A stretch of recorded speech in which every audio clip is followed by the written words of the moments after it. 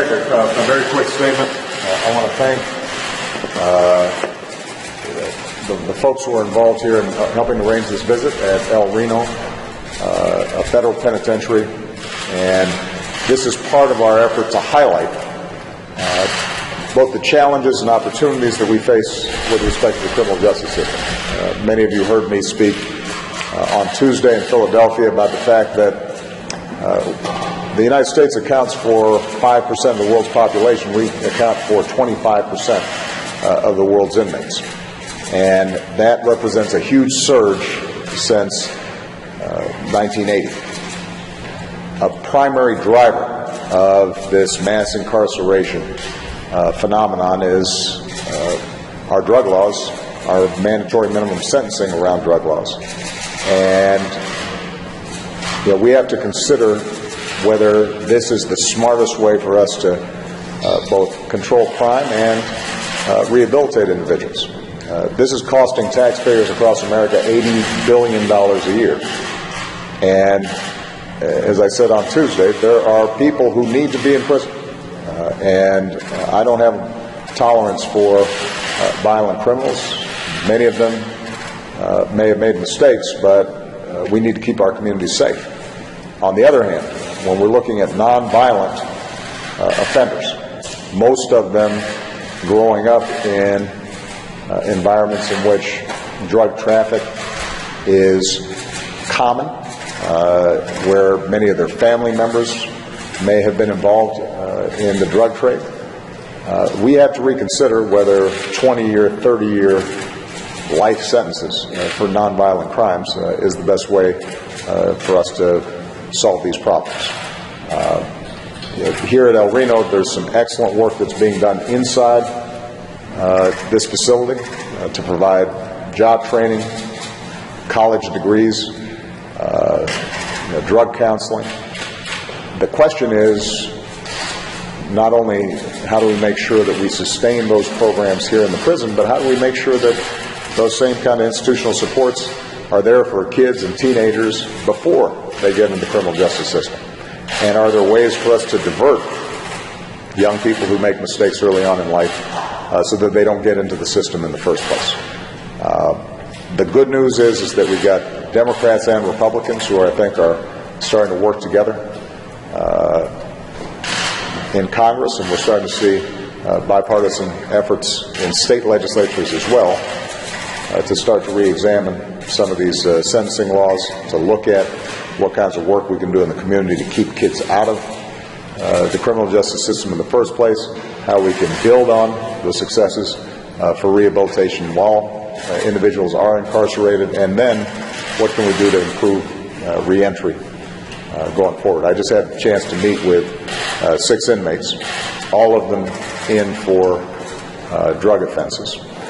Many of them here for very long sentences.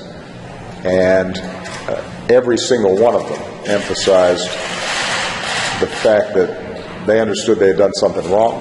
They were prepared to take responsibility for it, but they also urged us to think about how could society have reached them earlier on in life to keep them out of trouble.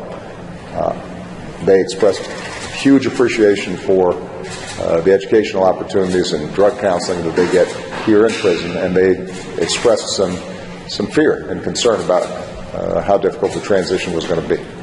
So we've got an opportunity to make a difference at a time when overall violent crime rates have been dropping, at the same time as incarcerations last year dropped for the first time in 40 years.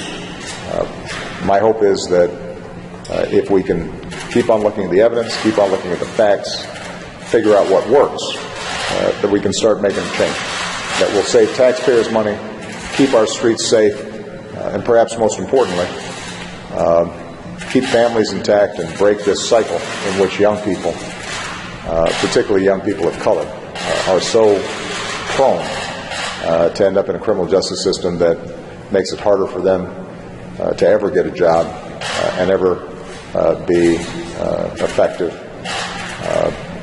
full citizens of this country.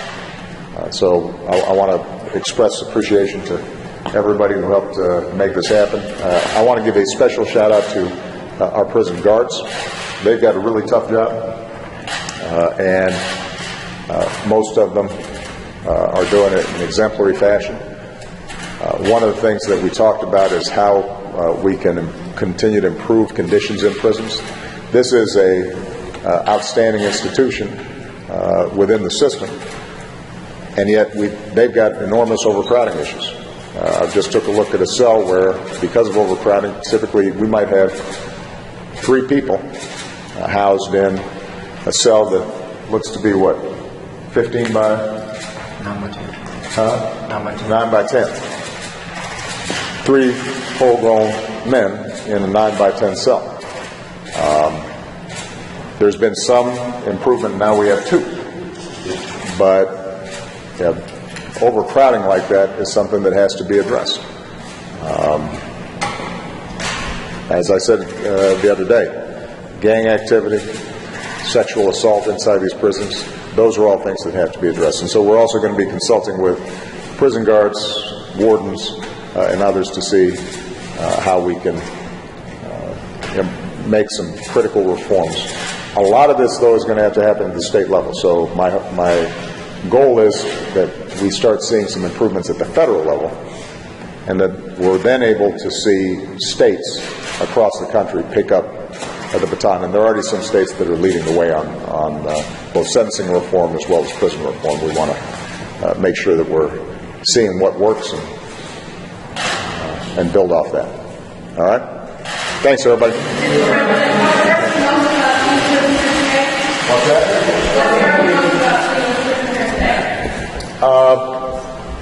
Visiting with these 6 individuals.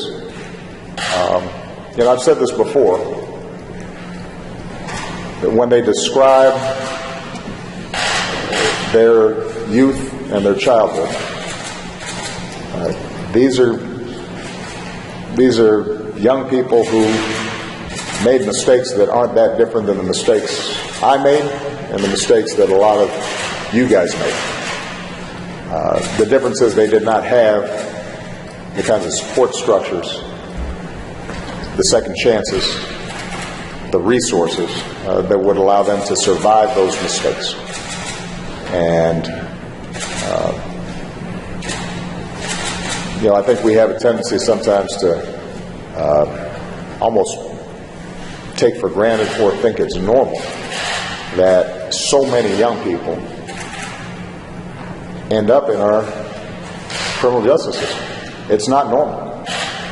It's not what happens in other countries. What is normal is teenagers doing stupid things.